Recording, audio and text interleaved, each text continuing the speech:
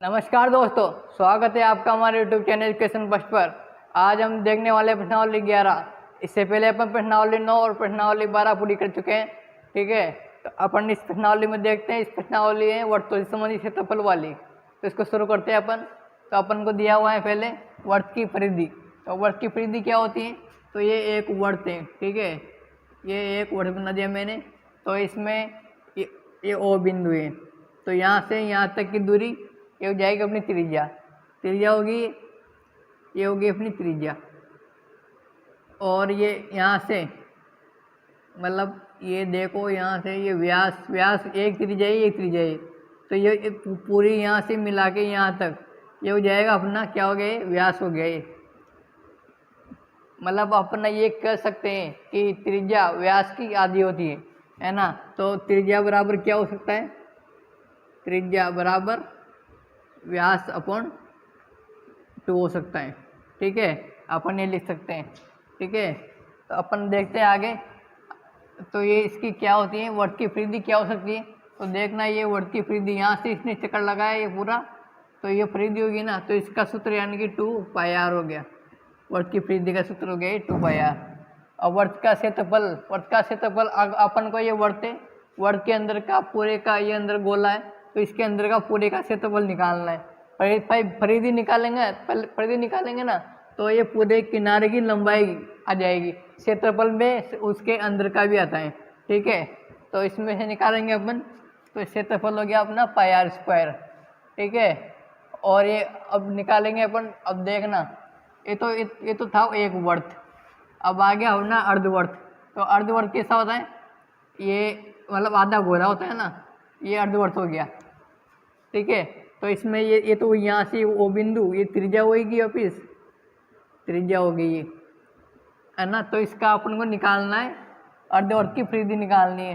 तो ये आर तो ये हो गई, और ये पाई का मान और +2, यानी कि आर कोष्टक पाई +2, ये होता है इसकी अर्धवर्त की परिधि का सूत्र। ठीक है, अगला देखते हैं अपन चाप की लंबाई। चाप की लंबाई में अब देखना आप, चाप की लंबाई अब अपने बनाया, ये कि वर्त बनाया, ये वर्त बनाया, इसका एक केंद्र बिंदु, इससे अपन एक त्रिज्या खींची और एक त्रिज्या खींची, तो ये ओ बिंदु हो गया, और ये ए ओ बिंदु हो गया, ये बी बिंदु हो गया। तो अपन ने ओ बिंदु से ए बिंदु और बी बिंदु तक जो ये त्रिज्या खींची, इसकी लंबाई चाप की लंबाई होती है ना। तो इसका सूत्र होता है θ/180 × पाई आर। ठीक है, ये इसका चाप की लंबाई का सूत्र होता है। और अब अगला है अपना त्रिज्यखंड का क्षेत्रफल। तो त्रिज्यखंड में बस चाप में एक लाइन और जीवा खींचनी होती है। तो ये एक लाइन खींचे अपने, इसको बोलते हैं जीवा, इसको जीवा बोलते हैं। तो θ/, तो इसका सूत्र होता है, मतलब अपन को त्रिज्यखंड यानी कि ये ओ ए और ए बी, जो ये त्रिज्यखंड बना ना, इसका क्षेत्रफल निकालना है। तो ये हो गया θ/360 × पाई आर स्क्वायर, ये अपना त्रिज्यखंड का क्षेत्रफल होता है। ठीक है, अब अगर आपको बोले कि ये ऊपर वाला है, ये इधर से ये दीर्घ त्रिज्यखंड का क्षेत्रफल निकालो, तो ये थीटा का मान यहाँ पे आएगा, ये थीटा का मान है इधर वाला। अगर लघु त्रिज्यखंड पूछे तो इसका थीटा कोण ये रखना है। और अगर दीर्घ त्रिज्यखंड पूछे ना, तो ये इसमें से 360 में से ये कोण घटा देंगे, तो ये पीछे वाला कोण आ जाएगा अपना, ये बड़ा वाला। तो इसका कोण यहाँ पे लिख देंगे, तो अपना दीर्घ त्रिज्यखंड का आ जाएगा ये, मतलब आंसर आ जाएगा। ये हो गया अपना दीर्घ त्रिज्यखंड। ठीक है, अगला दिया हुआ है अपन को जीवा। तो अपने पास ये एक वर्त है ना, ढंग से बनानी। ठीक है, अब ये इसका केंद्र हो गया, और ये अपने ये एक लाइन खींची, इसको ही जीवा बोलते हैं। और वर्त की सबसे बड़ी जीवा व्यास होती है, जो कि केंद्र से निकलती है ना।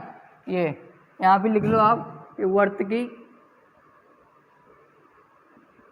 सबसे बड़ी जीवा